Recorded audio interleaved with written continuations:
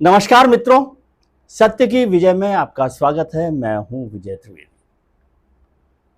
आज ये कार्यक्रम करने का मन नहीं था मेरा, मतलब इस विषय पर ये कार्यक्रम करने का मन नहीं था, लेकिन बहुत सारे लोगों ने फ़ोन किया, मित्रों ने फ़ोन किया, दबाव किया कि नहीं आपको इस पर बोलना चाहिए, भले ही सरकार का फैसला कोई भी हो। लेकिन देश में एक बड़ी आबादी है जो इस भावना को रखती है, इस भावना को आपको सामने रखना चाहिए। सरकार कोई भी फैसला करे ना करे, और उसमें से ज़्यादातर लोग इस सरकार के समर्थक लोगों में से हैं। तो माफ़ी चाहता हूँ, तो ये कार्यक्रम कर रहे हैं। कार्यक्रम है, मसला है भारत और पाकिस्तान के बीच होने वाले क्रिकेट मैच को लेकर। एशिया कप में अब तो ये तय हो गया कि भारत पाकिस्तान के बीच मैच होने वाला है। बहुत समय से लगातार जब से ये चर्चा हो रही थी एशिया कप होने वाला है, तब से देश में अलग अलग तरीके की आवाज़ें आ रही थी, और ख़ासतौर से ये आवाज़ आ रही थी कि हमने पहलगाम की घटना को लेकर, पहलगाम में आपको ध्यान है किस तरह से धर्म पूछकर लोगों को मारा गया था। धर्म पूछा था कि नहीं पूछा था, लेकिन लोगों को मारा गया गन पॉइंट पर, और सरकार ने उसके खिलाफ एक बड़ा दमदार तरीके से ऑपरेशन चलाया जिसका नाम दिया गया ऑपरेशन सिंदूर। और ऑपरेशन सिंदूर के बहाने एक मतलब नाम लेकर पाकिस्तान पर एक तरह से उनके जो आतंकवादी ठिकाने थे उन पर हमला किया गया। फिर बाद में जब पाकिस्तान ने उसका रिस्पॉन्ड किया तो हमने उनके हवाई ठिकानों पर भी हमला किया, और बड़ा हमला किया गया। और उसके बाद जब सीज़ फायर हुआ तब भी भारत सरकार ने कहा, प्रधानमंत्री जी ने कहा कि ऑपरेशन सिंदूर पॉज बटन पर है, अभी ये बंद नहीं होगा। उससे पहले बिहार में अभी बिहार के चुनाव हो रहे हैं, होने वाले हैं। प्रधानमंत्री जी ने विदेश यात्रा से लौटकर पहलगाम के बाद कहा था कि पहलगाम की घटना का ऐसा जवाब दिया जाएगा कि पाकिस्तान बरसों बरस इस बात को याद रखेगा। ये बात प्रधानमंत्री जी ने बिहार की एक रैली में कही थी। और उसके बाद जब ऑपरेशन सिंदूर हो गया, उसके बाद भी प्रधानमंत्री जी ने कहा कि देखिए, मैंने बिहार में आकर कहा था कि पहलगाम का बदला लिया जाएगा, और हिंदुस्तान की सेना ने बड़ा ज़बरदस्त जवाब दिया है पाकिस्तान को। और ये सच भी है, ऐसा जवाब दिया कि पाकिस्तान बरसों बरस इस बात को याद रखेगा। उसी दौरान ये भी कहा गया कि पाकिस्तान के साथ टेरर और ट्रेड नहीं चल सकता, यानी धंधा और आतंक साथ नहीं चल सकता। फिर कहा गया कि टेरर और टॉक नहीं चल सकती, और उसके साथ साथ नदी का जो समझौता था उसे सस्पेंड किया गया, इंडस वैली का। तो उस समय कहा गया कि खून और पानी एक साथ नहीं बह सकते। और ये ऑपरेशन सिंदूर की आगे की बात है, और जो सिंदूर हमारी बहनों का, माताओं का हटा है, उजाड़ा गया है, उसका जवाब है। बड़ा कड़ा जवाब दिया गया कि नो टॉक्स विद टेरर। जब तक टेरर रहेगा, आतंकवाद रहेगा, तब तक बातचीत नहीं होगी। गोली और बोली साथ नहीं चलेगी। गोली और आतंकवाद और बिजनेस जो है, ट्रेड जो है, वो साथ नहीं चलेगा।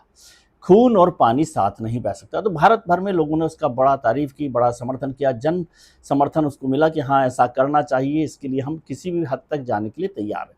और भारत सरकार ने तुरंत में डिप्लोमेटिक जो भी रास्ते थे उनको भी बंद किया, हाई कमिश्नर्स के जो ऑफिस थे उनको भी खाली किया गया, बंद किया गया, और जो चीज़ें चल रही थी सबको बंद कर दिया गया, और पूरा भारत उसके साथ खड़ा रहा।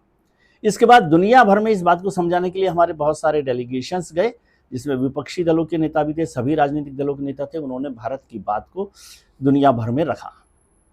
अब यहाँ तक तो बात हो गई सब। अब क्या हुआ, ये चल रहा है अभी।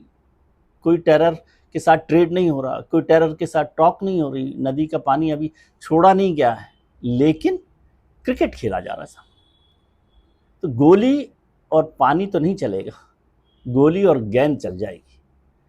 इसको लेकर भारतीय जनता पार्टी के भी बहुत सारे समर्थक, क्योंकि उनके फ़ोन मेरे पास बहुत सारे आए, कुछ और लोगों ने भी फ़ोन किया, बात की, और उन्होंने कहा, बातचीत में भी, जनरल बातचीत में, फ़ोन ही नहीं, बहुत सारे लोगों ने बातचीत में कहा कि सर आप इस पर कुछ बोल नहीं रहे, कुछ बात कीजिए। मैंने कहा सरकार का फैसला है। तो उनका सरकार का क्या फैसला? मैंने कहा सरकार का फैसला है कि हम पाकिस्तान के साथ बाईलैटरल स्पोर्ट्स नहीं करेंगे, बाईलैटरल क्रिकेट नहीं खेलेंगे, ये मल्टीलैटरल है एशिया कप। तो उनका ये क्या बात हुई है? आप भूल गए जब सिंदूर उजड़ा था? आप तो इसमें तकलीफ में थे, आपने पाकिस्तान के साथ जैसा व्यवहार किया, जितना कड़ा रुख अपनाया, पूरा देश उसके साथ खड़ा था। और आज ऐसा क्रिकेट के लिए क्या जरूरी है कि क्रिकेट खेला जाए? लेकिन भारत सरकार ने ये फैसला किया और कहा कि भाई हम मल्टीलेटरल जो सीरीज है उसको खेलेंगे, क्योंकि मल्टीलेटरल सीरीज को छोड़ना या उसके वादे से पीछे हटना एक अलग तरीके का नुकसान करता है, एक अलग छवि का नुकसान करता है, हमारे जो इंटरनेशनल कमिटमेंट्स होते हैं उस पर भी उसका असर पड़ता है। ये सारी बातें भी की। ये अलग बात है, आपको वो याद होगा दिलजीत दोसांझ साहब की एक फिल्म आई थी, उसमें एक पाकिस्तानी महिला जो हीरोइन थी वो एक्टर थी, तो सबने बाइकआउट कर दिया, वो फिल्म हिंदुस्तान में रिलीज भी नहीं होने दी हमने। और पाकिस्तान के जो सिंगर्स हैं, एक्टर्स हैं, वो तो आजकल हिंदुस्तान आते नहीं, उनको बंद कर दिया। भारत के लोग भी नहीं जा रहे, इंटेलिजेंसिया भी नहीं जा रहा, न आ रहा है। लेकिन क्रिकेट खेल रहे हैं हम, क्योंकि बीसीसीआई का काम है। कुछ लोगों के ना भाई साहब पैसे का मसला है। मैंने कि बीसीसीआई के पास इतना पैसा है कि उसमें तो ये एशिया कप का एक मैच बूंद जैसा होगा। कुछ लोगों ने कहा कि बूंद जैसा है, वो भी फिर नहीं छोड़ रहे, फिर हमारे एशिया कप में पॉइंट्स कम हो जाएंगे। तो कुछ लोगों ने कहा कि क्या भारत की प्रतिष्ठा, भारत की गरिमा से ज़्यादा है पॉइंट? किसी ने कहा कि अरे कल के हेडलाइंस आप देखना, पाकिस्तान के साथ जब हम जीत जाएंगे मैच खेलकर तो हम कहेंगे मैदान में हमने पछाड़ दिया। ठीक बात है, मैदान में पछाड़ दिया तो एक लड़ाई ये भी है। फिर कुछ लोगों ने पूछा कि क्या ये सवाल है कि पाकिस्तान के साथ क्रिकेट खेलने से हमारी जो बर्फ जमी हुई है दोनों के बीच में वो पिघल जाएगी, क्या रिश्तों में बदलाव आएगा? फिर कुछ लोगों ने सवाल किया कि क्या इसके बाद हम बातचीत शुरू करेंगे? मैंने कि मुझे जानकारी नहीं, लेकिन मैं तो समझता हूँ कि बातचीत हमेशा होनी चाहिए, दो देशों के बीच बातचीत होनी चाहिए, पीछे से होती रहनी चाहिए, यदि सामने नहीं हो रही है तो दूसरे चैनल्स के साथ ट्रैक 2 पर बातचीत होती रहनी चाहिए। लेकिन कहा गया कि नहीं, सरकार ने साफ कर दिया कि आतंकवाद और बातचीत नहीं चलेगी। दो बातें करते हैं। पहली बात तो ये कि क्या मल्टीलेटरल सीरीज जो है उसको खेलना ज़रूरी है, और क्या कभी दुनिया में ऐसा हुआ है कि मल्टीलेटरल जो कमिटमेंट्स होते हैं या स्पोर्ट्स एक्टिविटीज़ होती हैं उनको नहीं हुआ, या उनको नहीं खेला गया, या बॉयकॉट किया गया, या सब लोगों ने ऐसा किया? तो मेरे पास एक बड़ी लंबी लिस्ट आ गई। मैं सोच रहा था कभी कभी हुआ होगा, लेकिन मेरे को एक दो घटना याद थी, लेकिन यहाँ तो बड़ी लंबी लिस्ट। अब देखिए 1980 दुनिया में सबसे बड़ी स्पोर्ट्स इवेंट क्या होती है? ओलंपिक्स। तो मॉस्को में 1980 के समर ओलंपिक्स हो रहे थे, और उसमें अमेरिका समेत 60 देशों ने उसका बॉयकॉट किया था, क्योंकि सोवियत इन्वेजन ऑफ जो था अफगानिस्तान में, उसके खिलाफ 1979 में सोवियत का इन्वेजन हुआ था अफगानिस्तान में, उसके खिलाफ अमेरिका समेत 60 देशों ने ओलंपिक 1980 के समर ओलंपिक्स का बॉयकॉट किया था। एक और ओलंपिक्स उसके बाद वाले 1984 के जो लॉस एंजलिस में हुए, उस समर ओलंपिक्स में यूएसएसआर यानी रूस ने, सोवियत संघ ने उस वक्त के, और 14 देशों ने, ईस्टर्न ब्लॉक जो उनका था, उन्होंने उसका बॉयकॉट किया था और कहा था कि भाई ये नहीं चल सकता। उन्होंने सिक्योरिटी कंसर्न दिखाए थे और कहा कि ये सोवियत संघ के खिलाफ जो हिस्टीरिया है दुनिया में, उसके खिलाफ हम ये कर रहे हैं। हालांकि बहुत सारे लोगों ने कहा कि ये 1980 का जवाब सोवियत संघ ने दिया, लेकिन ये 84 का लॉस एंजलिस का ओलंपिक। अब एक और ओलंपिक की बात उससे पहले की है, 76 की मॉन्ट्रियल ओलंपिक्स। मॉन्ट्रियल ओलंपिक्स भी था, समर ओलंपिक्स। उसमें 26 अफ्रीकन देशों ने बॉयकॉट किया था। 26 अफ्रीकन देशों ने बॉयकॉट किया था। उसके अलावा और भी देश थे जो उसमें खिलाफ उसके हो गए थे। एक और 1956 का मेलबर्न का, वो भी समर ओलंपिक्स है। उसमें स्पेन, न्यूजीलैंड, स्विट्जरलैंड, नीदरलैंड, इन्होंने सोवियत संघ के खिलाफ किया था। दूसरे थे इजिप्ट, इराक, लेबनान, चाइना। ये बहुत सारे देश थे जिन्होंने उसका बॉयकॉट किया था अलग अलग कारणों से। ओलंपिक का मल्टी इवेंट और दुनिया की सबसे बड़ी इवेंट मानी जाती है स्पोर्ट्स इवेंट। इसके अलावा एशियन गेम्स के भी बहुत सारे उदाहरण मेरे पास है। 1962 का जकार्ता का, 1978 का बैंकॉक का, 1990 का बीजिंग का, फिर फीफा का है 1974 का, फिर और बहुत सारे उदाहरण हैं जिसमें मल्टी इवेंट्स को छोड़ दिया गया, बॉयकॉट किया गया। तो भारत के लिए क्या ऐसी मजबूरी है? दूसरी बात चर्चा हुई कि भाई क्या भारत की ये नीति है, ये कोई बड़ा बदलाव है? बिल्कुल बड़ा बदलाव है। यदि हम पिछले 30 साल का रिकॉर्ड देखें भारत पाकिस्तान के साथ या भारत की नीति का, तो वाजपेयी सरकार के दौरान और मनमोहन सिंह सरकार के साथ हमने बातचीत को और आतंकवाद के साथ साथ बातचीत को जारी रखा। वाजपेयी जी बातचीत को, आतंकवाद को कमजोर करने का टूल समझते थे, इसलिए कारगिल के बाद भी बातचीत जारी रही। कारगिल से पहले लाहौर यात्रा में भी बातचीत हुई, फिर शिखर वार्ता भी हुई, फिर इस्लामाबाद में भी वार्ता हुई, मनमोहन सिंह के दौरान भी वार्ता हुई। तो वाजपेयी जी बातचीत से आतंकवाद को कमजोर करना चाहते थे।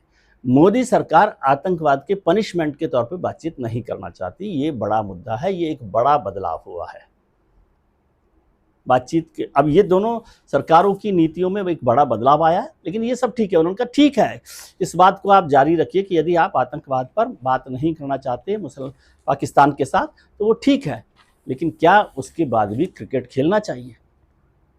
फिर कुछ लोगों ने सवाल किया, पूछा मुझसे, पटना से फ़ोन आया और उन्होंने कहा वैसा आपने बिहार में जाकर कहा था कि हमने पहलगाम का बदला लेना है, मजबूत तरीके से बदला लेंगे, और फिर बिहार में आकर कहा कि हमने मजबूत तरीके से बदला ले लिया जिन महिलाओं का, जिन बहनों का, जिन बेटियों का, जिन माओं का सिंदूर उजड़ा था। तो अभी तो चुनाव होना बाकी है। ये सिंदूर उजड़ने के बाद जो ऑपरेशन सिंदूर हुआ, उसका जो बदला लिया गया, उसके हिसाब से जो बदला लिया गया, क्या क्रिकेट खेलकर इस बात का जवाब दिया जाएगा कि अब हमला पूरा हो गया है, जवाब पूरा हो गया है, मसला ख़त्म हो गया है और हम पाकिस्तान के साथ नए रिश्तों की शुरुआत करने वाले हैं? मुझे जानकारी नहीं है इसमें से किसी भी बात की। ये सारे सवाल थे। मैंने आपको शुरू में कहा कि मेरा मन नहीं था इस पर कार्यक्रम करने का, क्योंकि सरकार की नीतियाँ और बहुत सारी चीज़ें चलती रहती है। अलग अलग तरीके से सरकार अपने समय के हिसाब से चीज़ों को देखती है और मैं समझता हूँ कि देश के हित में देखती है। मुझे कभी इस सरकार पर किसी और सरकार पर ये आशंका या कोई शक नहीं हुआ कि वो भारत के हितों के खिलाफ काम करे। वो ट्रंप के टैरिफ का मसला हो, वो 1998 में परमाणु परीक्षण हो, वो ऑपरेशन सिंदूर हो, वो सर्जिकल स्ट्राइक हो, हमेशा सरकार ने भारत के हितों को सर्वोपरि रखा है। ऐसा मैं आज भी समझता हूँ। लेकिन आपने बात कही थी, मैंने आपकी बात का सम्मान रखा है और इस बात को यहाँ रखा है। बाकी राम जाने। आज के लिए इतना ही। अपना ख्याल रखिए और उनका ख्याल रखिए जो आपका ख्याल रखते हैं। अपने मित्रों, परिजनों, रिश्तेदारों के साथ खुश रहिए, मस्त रहिए, व्यस्त रहिए, स्वस्थ रहिए। नमस्कार, आभार, प्रणाम।